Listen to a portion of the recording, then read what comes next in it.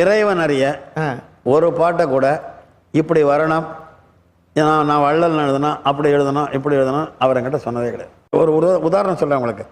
இப்போ கண்ணதாசன் வந்து அந்த பணத்தோட்டத்தில் என்னதான் நடக்கட்டுமே இருட்டுநிலையில் நீதி மறையட்டமே, தன்னால் வெளிவரும் தயங்காதே, ஒரு தலைவன் இருக்கிறான் மயங்காதே, இதை எம்ஜிஆர் பாடுறார். அதை சிவாஜியும் பாடலாமே ஒரு படத்தில்.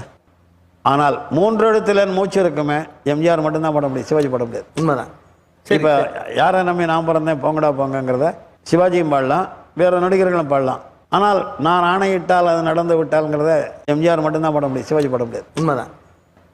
நீங்கள் அந்த ஹீரோவுக்கு ஒரு கரிஷ்மா இருக்குது, எம்ஜிஆருங்கிற அரசியல் பின்னணி இருக்குது. அப்போ இந்த பாட்டுகளுக்கெல்லாம் அர்த்தம் வருது. நீங்கள் எந்த பாட்டுமே அவருக்கு பர்சனலாக ரெலவெண்ட்டாக எழுதியிருப்பேன். பகை வந்த போது துணை ஒன்று உண்டு, எதிர்காலம் ஒன்று